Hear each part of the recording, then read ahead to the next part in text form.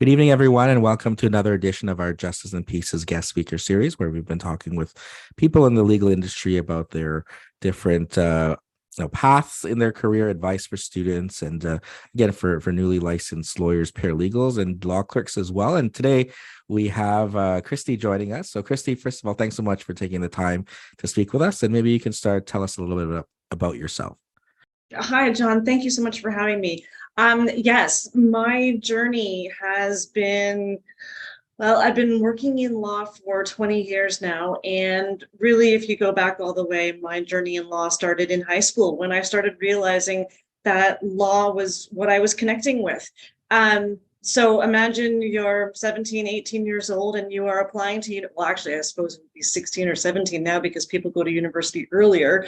But, imagine 17, 18 and thinking about what I wanted to apply for and what I wanted to be going to school for. At that particular point, law was it, but I didn't know how. And I went to school for sociology and political science because I had been taking some other courses that were more related to community and society and everything, and really connecting with those. I wanted to see where the connect was between poli-sci and sociology and law. So I went, and after having done every high school class that was in law that I could, I then went and did my 4-year sociology degree at Laurier. And Laurier is not a school for lawyers. I'm so sorry, Laurier. It's just you don't do law. But they do have some legal programs. And so again, I did all of the legal programs that I could. And when it was time to start thinking about what was next, my mom found me a summer job at a law firm that helped me go into the Seneca College program that I went to right after I graduated from university. Now, the Seneca College program that I went to was called the Court and Tribunal Agent Accelerated Program. This is because when I first went to school, people don't know what to do with paralegals now sometimes. And it's so awful to say that on social media and on LinkedIn and on posts and everything. But it's true that paralegals are still struggling for a foothold. So imagine before we were even licensed, really struggling for a foothold. So it was called the Court and Tribunal Agent Accelerated Program. And I did that for a year and graduated from it after doing field placement and all the things that you normally have to do, and having studied the small claims court, immigration, employment, all of those things. I realized that I really was not qualified to be a paralegal in the slightest, because all I had was the education. And no one knew what to do with paralegals. No one wanted to know what to do with paralegals. I should all say that, because that's what it felt like, that people were like, okay, great, you're a paralegal. You're now qualified to go and be an entry-level legal assistant, which is what I did. I went and became an entry-level legal assistant because that was what my education allowed. When you think about the posts that we see now, where it's an entry-level job for like $15 an hour and you need a bachelor's or a master's or something to that effect. It was kind of like that I had a paralegal diploma and I was starting as a legal assistant. So not an articling student or a lawyer or anything like that, entry level. I did that. I worked my way from being a junior level legal assistant to a quasi law clerk over about, I want to say it was like 6 or 7 years. And then I started realizing, with the mentorship that I was getting from a lawyer, not a lawyer, I apologize, from a senior level law clerk who was working with me on the first big project that I had really gotten a chance to do. She told me that I was asking the right questions. And it's taken me until this last 4 or 5 years to understand what that kind of meant, because it's a very abstract thought process, really. I mean, it's kind of like when you're thinking about the right questions, it's what the right question for you is. What happened, and what I think she meant by that, is that I was showing being ready for more challenge. I was showing being ready for a further understanding of the rules of civil procedure and legislation and how legal processes worked rather than just doing the photocopying and binding of everything. So there's a methodology that goes behind things like a statement of claim, a plaintiff's claim, a motion record, any kind of application that you might have to take to the court.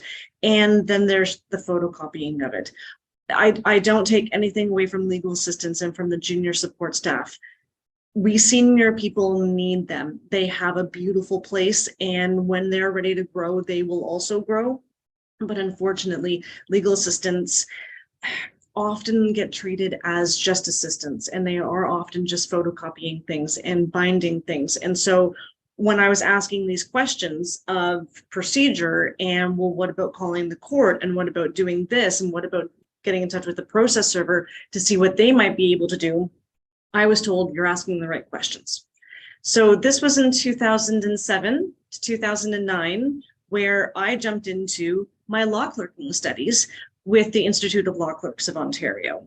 Now, as you're aware from your teacher jobs and roles, you can also do certificates and diploma studies at other community colleges that are actually like going to school and not just going to the Institute of Law Clerks of Ontario. They are both, and all of them are really seen as the exact same thing: qualification to be a law clerk. So there's no real wrong way to approach it. It's just good to have the education. So from about 2002 to about 2007, I was working as a legal assistant and building my skills up to become a certified law clerk. In 2009, I wrote my last exam and I became a certified law clerk. Right at that time was also when the licensing process, the grandfathering of the licensing process was happening with the Law Society of Ontario, and paralegals were becoming regulated. And if you already had your education in being a paralegal, all you had to do was write the test. I was so focused on being a law clerk that went in one ear and out the other. And flash forward to when I was in my very first actual law clerking job in 2011, I think it was, I was hired for a job, and they hired me, and they thought that I was licensed. There wasn't anywhere on my resume that said that I was licensed, and that became a problem because they thought that I could go to court. I applied for a law clerking job, not a paralegal job. That's besides the point of, it was suddenly very obvious to me that I had to close that circle. I had to close that gap and become licensed. And the only way that I could become licensed at that particular point was to go back to school and upgrade my paralegal diploma. So over the course of 2 years and varying night class courses, I stress the fact that it was night class courses, because that means that I was able to do this and be working and earning money at the same time, which means that it's always possible to be able to go back to school. You don't have to go back to school for any of your legal education during the day. If that's a part of what's holding you back, you are able to do night classes. So I did 2 years worth of night classes, and in February of 2014 was finally ready to write my exam. Didn't do it until October. But then I went and wrote my regulation exam, and luckily I was blessed enough to pass. And that meant suddenly I was also a licensed paralegal. So not just the law clerk who was gaining an experience in varying different kinds of litigation, because that seems to be predominantly what I do, is varying different aspects of litigation. I was now all of a sudden licensed and ready to take more challenges, like actually running a small claims court file. So the thing that I predominantly did was go to court about unpaid bills. But as all the paralegals listening out there know, you don't just have to go for unpaid bills. It's all of the tribunals, it's small claims court, it can be immigration, it can be landlord and tenant, anything that has a tribunal and a small claims court, paralegals, licensed paralegals now have standing. And so for a time, I got to be both a licensed paralegal and a law clerk. That was all traditional employment. All of that happened in the land of traditional employment. But flash forward to COVID and the economy changing and everybody wanting to work from home, I took a leap of faith and launched Clearly Legal because I wanted to go freelance and I wanted to work for myself. So now I do all of the same things I did in traditional employment, predominantly litigation, but not only litigation, as a freelance law clerk. an inactive licensed paralegal because at the moment the law society fees are still too much for me to be able to handle on my own. Perfect, Kristy. So a lot to kind of unpack there. So I wanted to, I think a good question that students ask, and even lawyers, and as you were talking about, even hiring, people use different words, but they don't necessarily mean what those words convey, especially in Ontario, right? Where you are, the word paralegal, I always call it, the Meghan Markle effect of Suits there. When people think about paralegals, they think about someone who is going to do sort of support work, right? And Totally. then they mix up the understanding. And then in your case, you said, well, they said law clerk, but then they actually really needed a licensed paralegal. So maybe you can kind of give a quick summary there, in the different hats you've worn. When people say, legal assistant or legal administrator, then you have law clerk, then you have paralegal and licensed paralegal. So let's say licensed paralegal, because that's going to add even more confusion there. So between those three kinds of main roles in the legal profession, can you kind of give a quick explanation of and you've worn those hats at different times, what each entails, and for those looking to hire, but perhaps which one they should be using, and for those thinking about who may have licensing, like when they're applying, what people may be thinking of what they're expecting? Definitely something that I can take a stab at talking about because I have talked about it in the past. A part of the reason why I've talked about it in the past is because of all the times that you see job descriptions that are law clerk / licensed paralegal, meaning that the person will be willing to hire either or very simply support admin staff licensed paralegal, basically meaning that it would be really great if you had a license, but it also tends to sometimes mean that they don't know what they actually need. And I don't want to say that to offend anybody. I want to say that to be honest about the job descriptions that I've had the opportunity to read. Legal assistants, law clerks, and licensed paralegals are three different things. They can all give support. An articling student can give support. A 20-year Bay Street lawyer, if really needing to, could give support. But this is the lane of the legal assistant, the lane of the law clerk, and the lane of the licensed paralegal. Legal assistants tend to be more scheduling and sending out a notice of examination, or being on the phone with the mediator to get the mediation scheduled, making sure that the packages have gone out properly.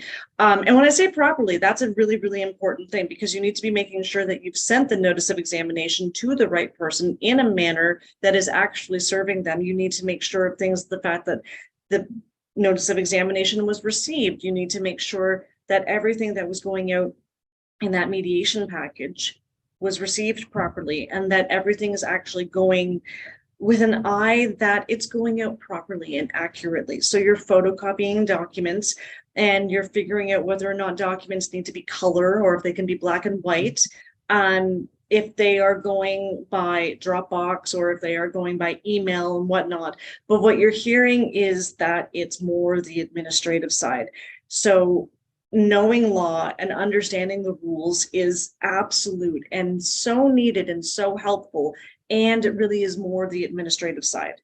Law clerks tend to be more about helping out with the drafting, helping out with the compilation, helping out with actually picking the exhibits, or going through and making sure that you captured everything in your affidavit and your statement of claim that you needed to. So, if you have 4 different things that are being sued for, did you capture all of them properly in the statement of claim? Did you talk about everything that you needed to talk about in your affidavit if you're going for a motion? Being the person to take on the more complicated things with respect to going to court. And I don't even just mean with respect to going to court and making sure that you're prepared. I mean, being able to pick up the phone and calling the court and getting to the bottom of the fires and the problems and the questions that we all have. That you do more efficiently when you are more confident in your role and you are more understanding of the thought processes and more understanding of the rules of civil procedure and the varying different tribunals. And I say that because that's a part of what you study. I mean, even in class with you last week, I was realizing, or not last week, but when I spoke with your class, that the way that I was approaching talking about the garnishments and talking about the noting everybody in default, the detail that I went into was different than the detail I would have gone into with legal assistance. I would have focused more on the simplicity of it rather than really at making sure that they understood things like the post-judgment interest and the pre-judgment interest, because that's a little bit more advanced. That's what's expected of a law clerk. So we've got the administrative side, we've got the drafting, compilation, document review, document vetting, making sure everything kind of looks spot on, ready to hand off to the legal assistant for the quartering and for the process server and all of that. Then you have the licensed paralegal who can do all of that stuff and is the only one of the three who can give legal advice and appear in court and commission documents without needing to have a special stamp. When you have a paralegal number or when you have your LSO number, you're automatically a commissioner. Legal assistants and law clerks have to apply through their office for a stamp. They can be commissioners. They are not automatically commissioners because of their law society number. So as you can see, 3 different ways of approaching the practice of law. 3 really, really needed, incredibly important ways to practice law, but also 3 very distinct things of admin versus way more involvement in the file versus can give legal advice and go to court and is a commissioner just by virtue of a number.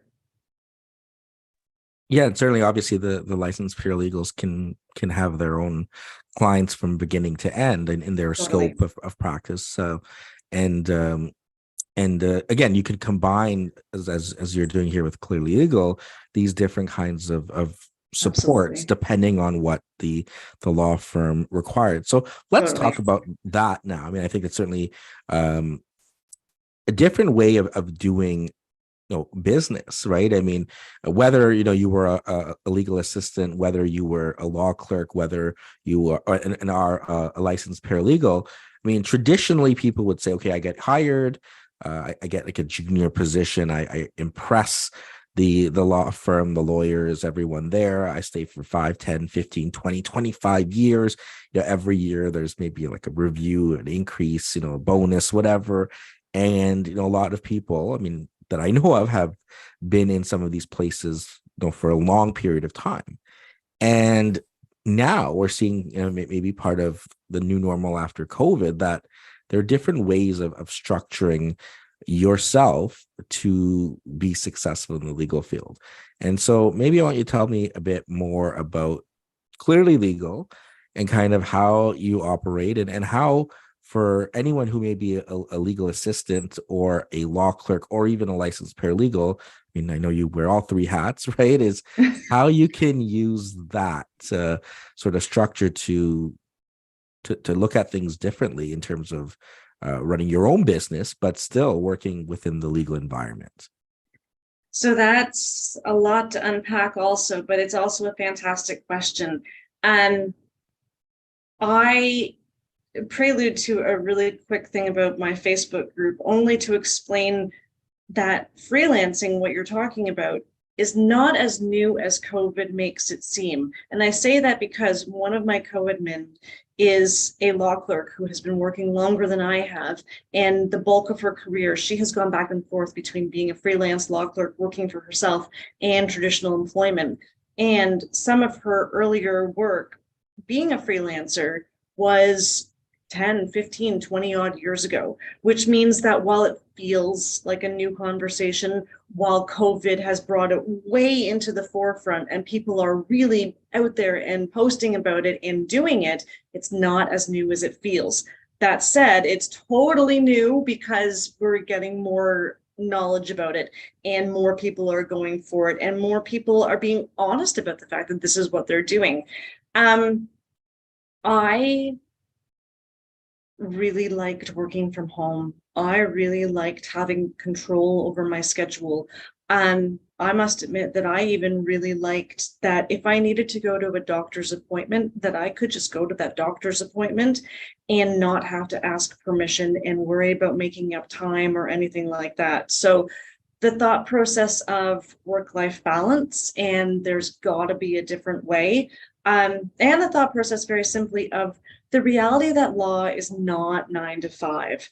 But it doesn't have to be 9 to 5 for you to be able to have work-life balance. What it is that for me, I'm able to do the work with the clients whenever it works for me. And that means something as simple as it's going on 8 o'clock p.m. right now as we're doing the taping. And when I get off the call with you, I might have to go and do an hour of work for a client just to make sure that I've met that target. But I was able to come home from my cottage this morning and be on a call with you talking about all of these things and be working with a client today to make sure that her problem is starting to be resolved and that her problem with a court that will remain nameless in Ontario, that the ball is rolling on it. Now, I'm willing to be doing this at 8 o'clock at night because I'm loving the fact that I can. But that's part of how I have set up the business, is that I can work for any lawyer. I can work for any lawyer in Canada, in Ontario, in Toronto, in the GTA.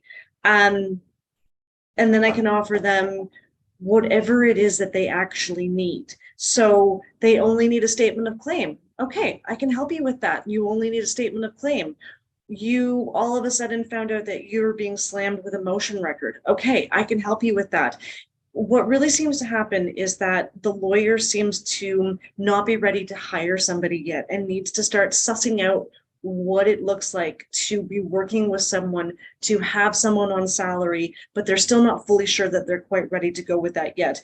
Or a couple of the other reasons are that your support staff has gone on holiday or is overwhelmed or is on some sort of a medical leave or something to that effect, or you are a small business that is slowly looking to hire and you know that you have work, but you don't know fully what that hiring looks like. That's when it's a perfect opportunity to bring in a freelancer. That's when it's a perfect opportunity to bring in someone like myself, where you get to try us on. You're not paying salary, you're not paying benefits, you're only paying for the time that I am working directly with you. So even if I'm working with you at 8 p.m. for an hour, you're not paying me overtime to work with you at 8 p.m. for an hour. You're paying me for 1 hour of my time. And it's given me flexibility. It's given me the opportunity to meet you, John, because I got to meet you at a networking event that I wouldn't have had the opportunity to go to if I had still been in traditional employment, because unfortunately, we all realize that unless you are living directly in that place where that networking event is going to be happening, there's the travel time. There's the end of work and travel time to get there. So I got some flexibility and got to reconnect with drafting and with document review in a way that I was craving and really wanting to try doing it on my own. And so maybe we could kind of look at for people thinking about that and thinking about this, the stuff that you've highlighted there, right? The flexibility, the freedom to do things, the cutting back on the travel, whatever it may be. And maybe they've had years of experience working, let's say as a law clerk or as a legal assistant, and they've had this traditional 9 to 5 kind of 37.5 hour work week, or even part-time, right? I mean, I have students certainly that are already working part-time while they're in school, or I mean, some of them maybe even full-time while they take the evening classes. But now they're looking at it as saying, well, what happens if things slow down at my firm? They may just say, sorry, we don't have enough work to take on somebody full time. Or they might think of, well, I don't like that, the restrictions, right? Especially as we kind of come back, and some places are like slowly getting more people back to work in person. And typically, again, if you're working in a role where that requires more working with a lawyer that's in there full time in person, then they're going to want you to be there if they're there, right? It's exactly. Easier for them. So when they're looking at all that and they're thinking, okay, well, what Kristy is doing here seems something that I'm interested in.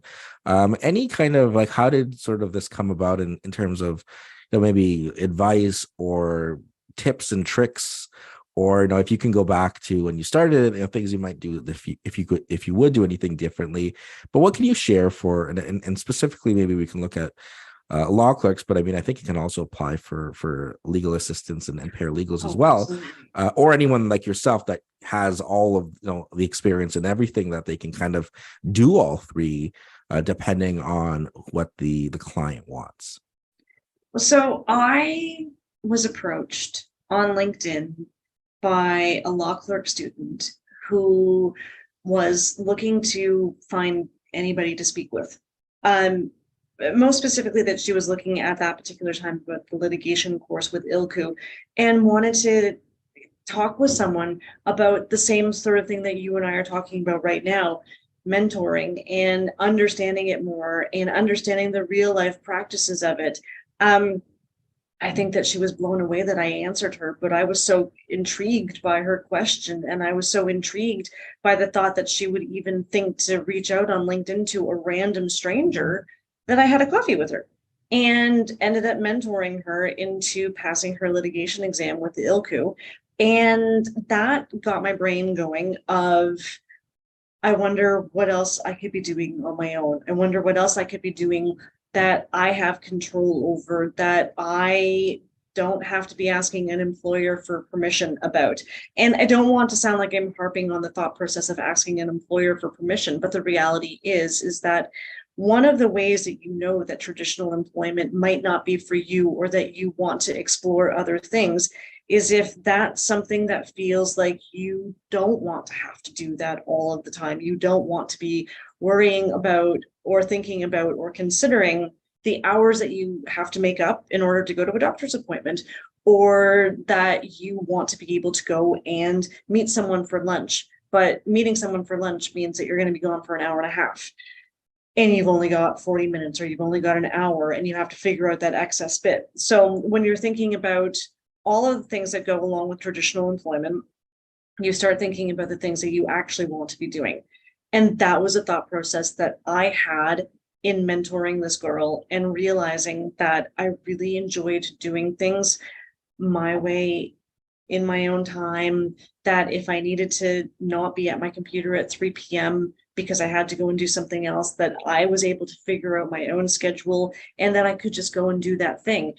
Something as simple as being able to go to my niece's grade 8 graduation, or at least go and get the grade 8 graduation dinner started for my sister.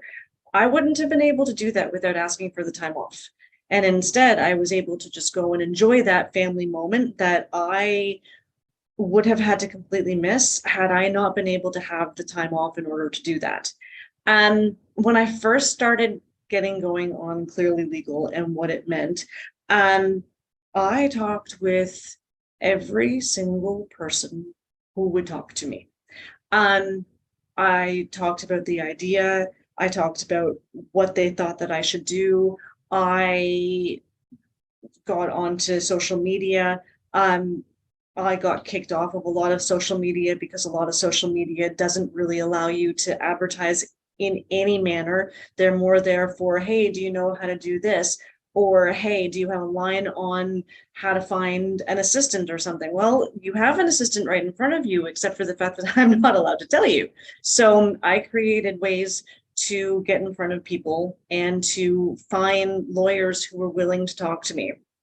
Finding lawyers who were willing to talk to me, I'm not gonna lie, it was hard, and it took a couple of years of really doing the groundwork, which is why I say to anyone who is thinking about doing this, anyone who is thinking about expanding their network in any way, get on LinkedIn, connect with people personally, find events that you can go to. I went to Wolf Law Chambers social night on Thursday night and met a lot of people. John, the reason that you and I met is because of Victoria Lowe and going to Lowdown. I saw her post on my Facebook group and was so pumped about the thought process. And then I realized that it was only for lawyers. And then I said, but I'm a law clerk and I want to come. Is that okay? And you didn't go to the very first Lowdown that I got to go to.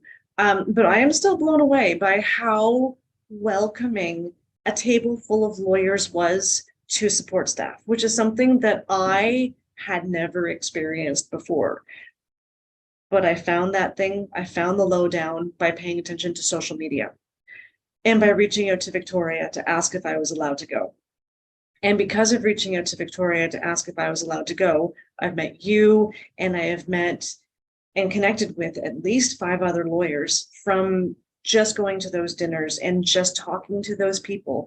My social media posts are also a big thing, and you really have to dig into being out of your comfort zone and getting yourself out there. Little things like the fact that I decided to toss my logo up as my background as a little bit of advertising. I had anxiety about doing that, but I'm doing it anyway.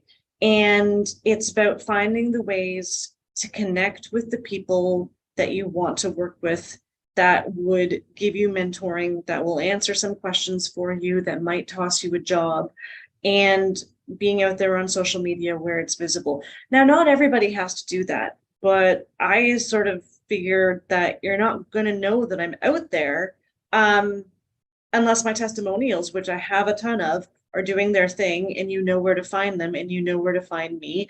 And so being out there on social media is how people know where to find me. Now, I was going to say just maybe you cover your face for a second, and we can see the full logo here. That's probably a good segue. I'm so sorry, everybody. I took a sip of water, and John made me laugh, and it's real life situation. So I'm going to duck my face out of here. There we go. Clearly legal, all your legal needs made clear. So and about that part, we were just talking about social media and of course networking there, and I would echo the same thing. It's only been, I think, a month ago that we were there, and got the opportunity, already, that you've come and talked to my class, you're talking to me now, as well as others from there. And so it's important, right, that if you really want to grow your business, that you're meeting with people, you're networking, and it's happening organically, right? That it's not like you go onto LinkedIn and every day or so I get like somebody randomly messaging me out of the blue, and they're already into like a sales pitch of why I should connect with them, right? Rather than having a natural conversation, and it goes naturally, right? And maybe you could tell us a bit more about on the other side, right? I mean, I know it's not all roses, right? I mean, for others that are considering, what are some of the concerns that that you have to get used to, right? I mean, obviously the big one being that you're not getting, on the 1st and the 15th, the same amount of money every 2 weeks, right? But I mean, other than that, I mean, what are other things that for someone that's considering this move that they need to be aware of and plan for accordingly? Okay, so the finger is coming off the camera and I'm coming back on. Those are some really excellent questions. And that's actually a part of why I created a how to go freelance mentoring hour, or more than an hour if the mentoring hour was beneficial for you. I say that because I'm not a one-stop shop. I don't know everything that there is to know, but I know in detail what I did, and I know in detail that I talked to as many people as I could and still didn't feel like I had any clue of what I was doing.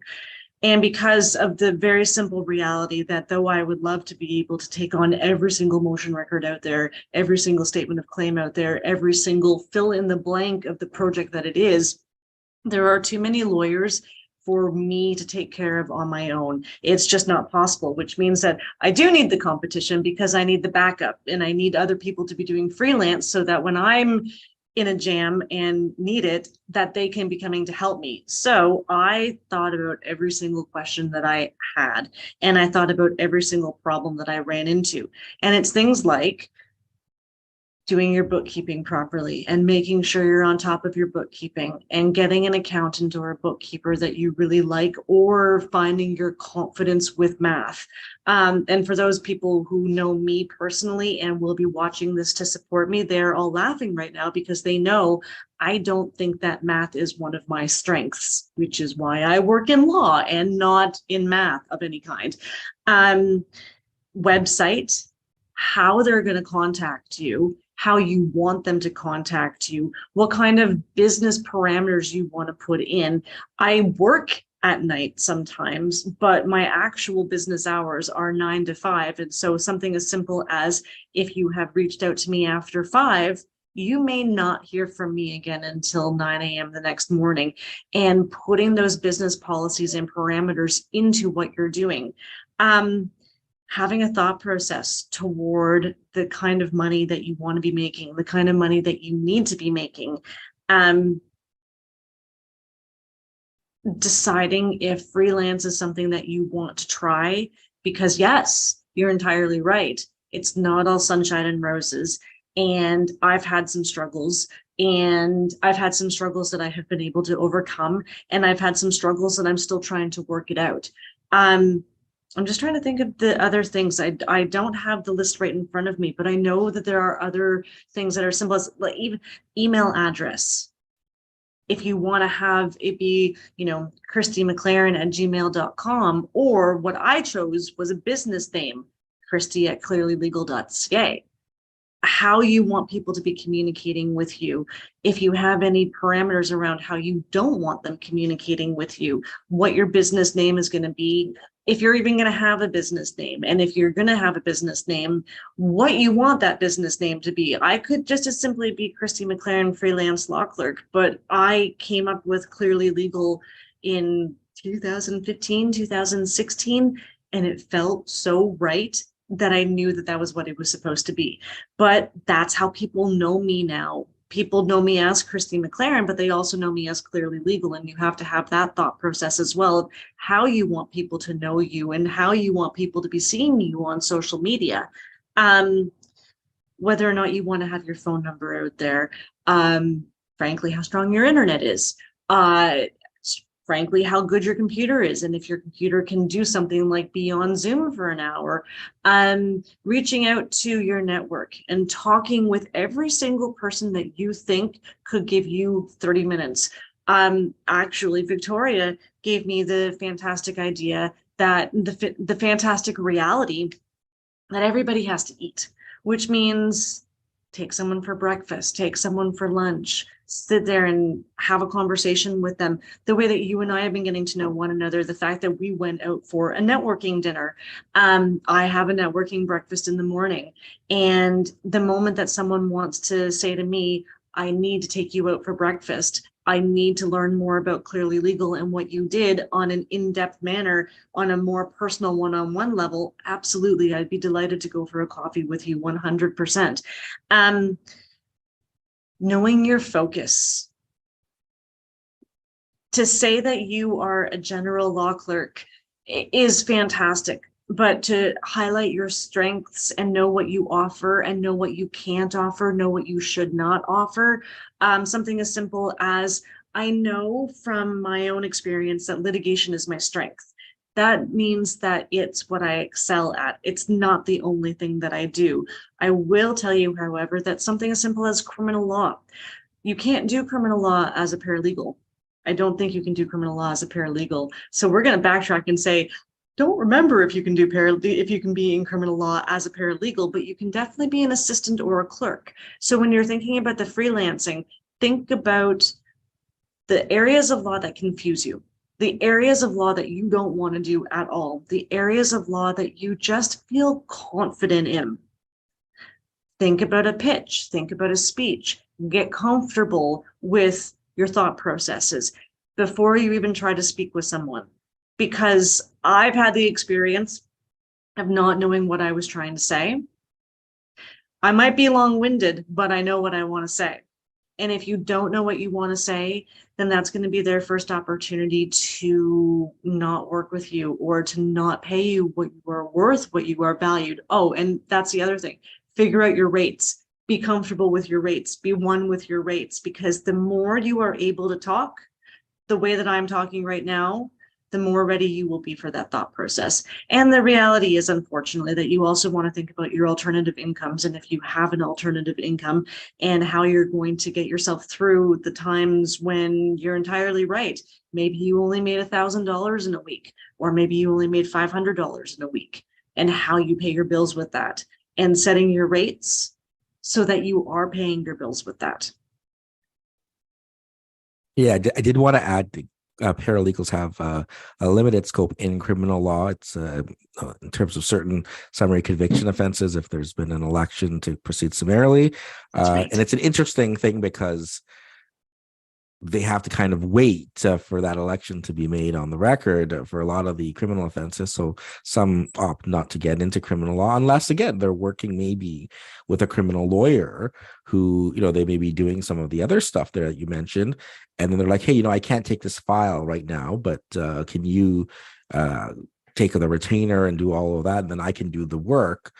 Even on my own, right? And again, getting back to our initial question there about the different roles, if they could, I'm going to put on the licensed paralegal criminal defense paralegal hat on, and I could do everything on this file under your supervision until the election is made, and then afterwards I can just run the trial even, and though that's kind of an arrangement that could be made, right? Whereas, absolutely, if you were working at a firm that was doing some different area of law entirely, they're going to say, no, you can't do this, right? We don't do criminal law here, so there's nobody here that can kind of get the file going for you.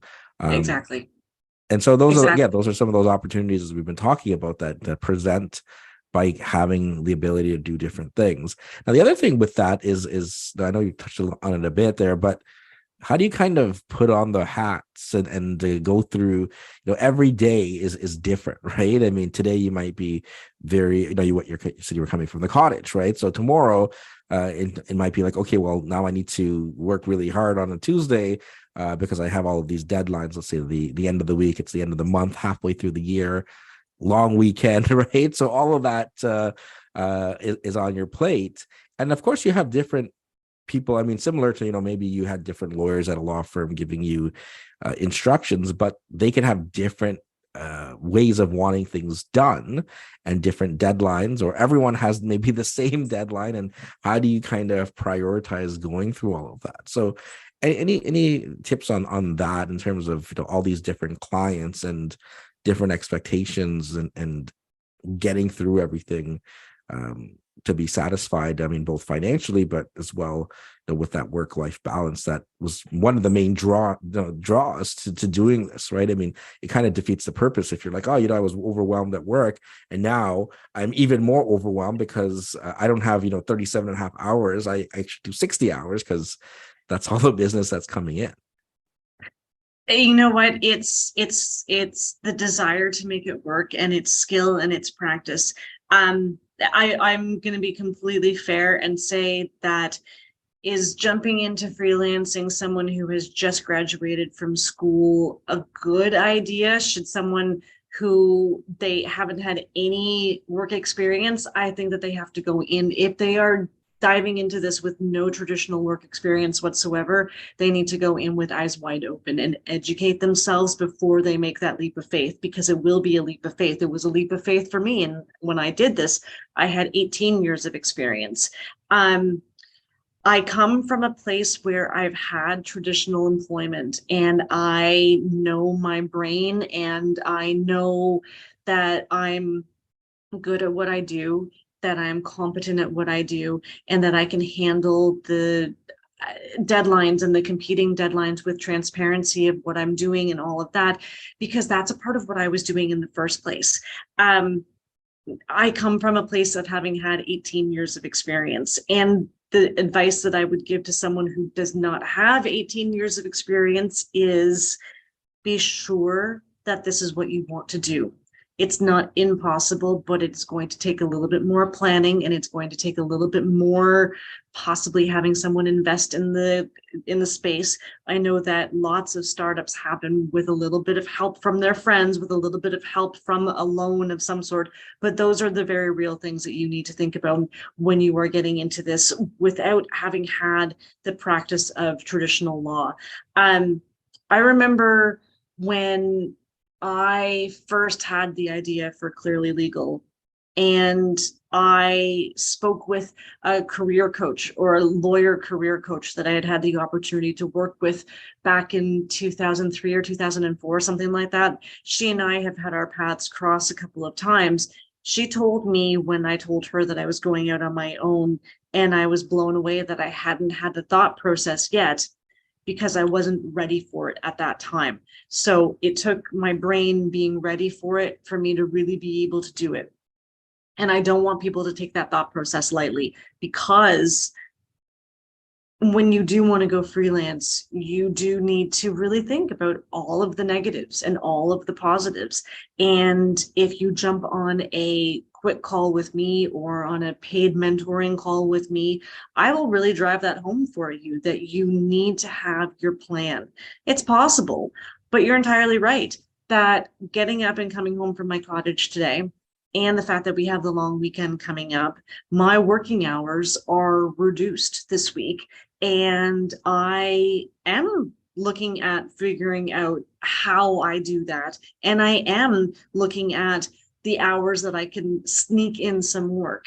I'll tell you some of my trade secrets that should stay trade secrets when we're off the phone, so that you can be like, oh, that's how you do it. But the reality is that it is planning, and it is a deep breath, and it is really making sure that you have a solid plan before you go and do this. And then you have to just sort of dive in and say, okay, so I worked for a couple of hours on Monday, and I really probably should have worked for like 4 or 5 hours on Monday. Where does that get made up?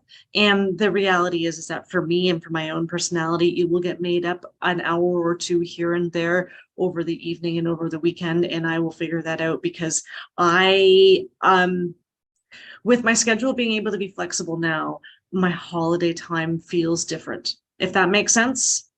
And that's also, I suppose, another consideration, is that my holiday time feels different now. And if I have to work on a Saturday now, I'm okay with it, because I'm getting paid for it and it's my choice, rather than my employer saying, I need you to work this weekend, and not compensating you in any kind of manner. And I think that's a part of why some people decide that they want to go freelance, is because they are done with the administrative side of having to work on a weekend and not getting paid for it, or having to stay late hours and not getting compensated for it properly. And they say, enough, I'm done with that. I want to go and have control. So at least if I'm working at 8 o'clock at night or on a Saturday, it's my choice and I'm getting paid.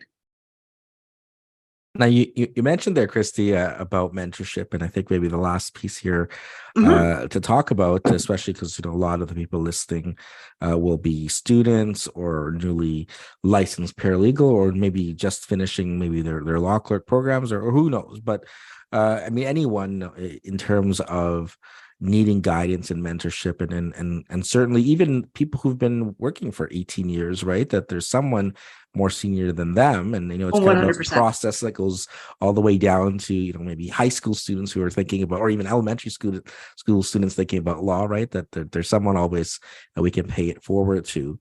But maybe you can tell us more about some of the mentorship and how that has come about, and what you offer, and for any students who may be interested, in getting more and wanting to talk to you about setting something up, or even just trying to find traditional employment, or deciding about, should I write this ILCO exam, or should I go write the paralegal licensing exam, or no, anything, right? I mean, in terms of getting guidance and mentorship from people who have that experience, and whether it's just sending out a message on LinkedIn, as you pointed out someone did, or otherwise, though, going to events and networking and meeting more experienced lawyers, paralegals, law clerks, and so forth in the profession.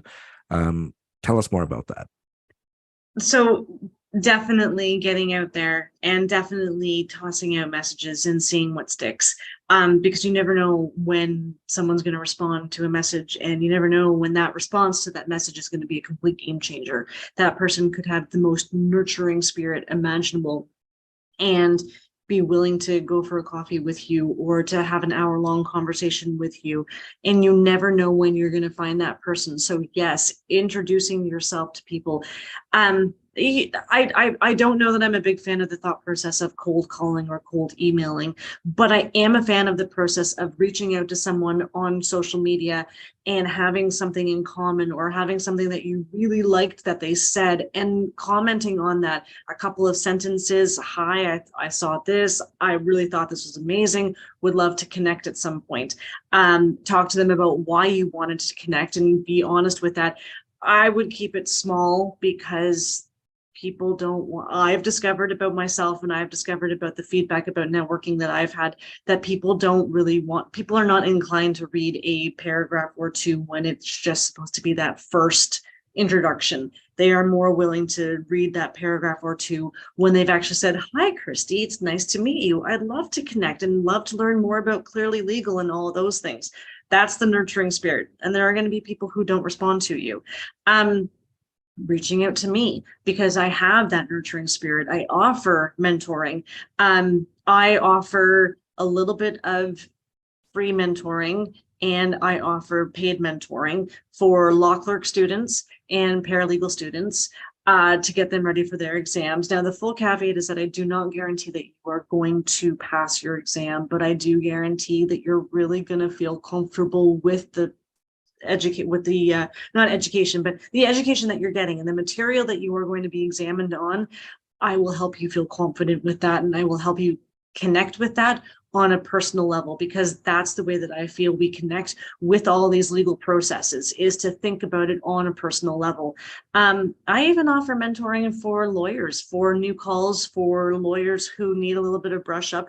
The reality is that lawyers, for whatever reason, the Law Society or whomever has control over what lawyers learn in law school, lawyers do not learn legal processes in law school. And so while they might learn a little bit about the rules of civil procedure, the actual application of that in terms of getting something to court, rather than the what you want your factum to say, there's a big difference between what you want your factum to say and getting your factum out the door in the way that it's going to be accepted by the court.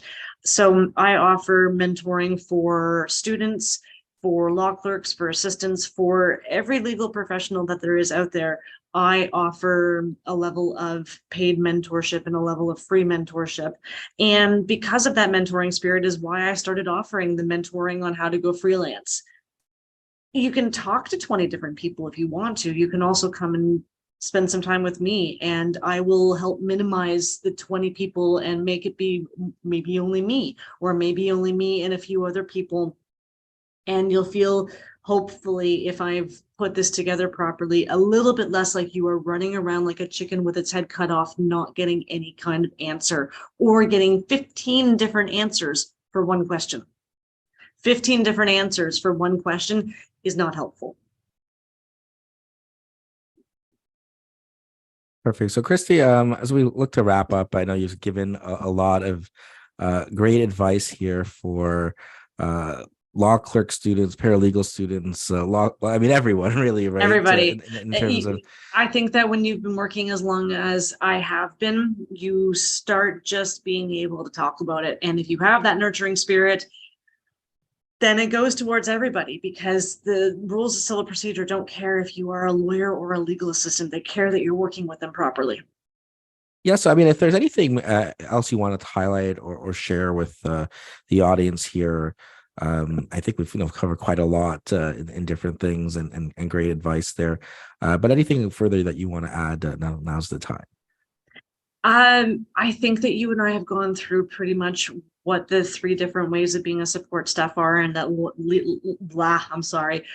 that licensed paralegals are treated as support staff, but they aren't actually. We've talked about my journey. We've talked about the fact that I offer freelancing. And we've talked about the fact that I offer mentorship, and that I'm delighted to jump in there and help out and tell people to go to networking events. I think the last sort of bit of self-promotion that I would give is that I have capacity to take on clients right now. So if you are looking at having your legal assistant or your law clerk going off on summer vacation and thinking, oh God, I need someone in there to help, or you think that you are ready to hire someone and you don't know what that looks like, give me a shout and we'll chat, and we'll see where your freelance thought process meshes with my services, and we'll go from there and we'll have a conversation. Perfect. So, Kristy, last question here. So, Yeah. for anyone listening, any final words of wisdom, anything to kind of wrap everything up in a nice, little sound bite here. And thanks so much once again for taking the time and speaking with me today. Absolutely. Um, Law is something that I have always connected with. And if your personality is like mine and like John's, in that you want to be talking about it, run with that feeling. I got an opportunity to speak with someone a couple of weeks ago who lives in Minnesota, and he's done with law, just done with law. And I realized that I am so far from being done with law. When you connect with it in a way that makes you want to talk about it like this, go with that feeling and nurture that feeling, because that is your career waiting to happen. And regardless of whether it's freelancing or traditional employment, legal assistant, law clerk, lawyer, what have you, run with it. Because if it makes you smile the way that it makes me smile and the way that it makes John smile, then you've got something there. Perfect. So, once again, thanks so much for taking the time. Thanks for everyone for tuning in. Wish you all the best. Take care. Absolutely. Have a good night. Thank you.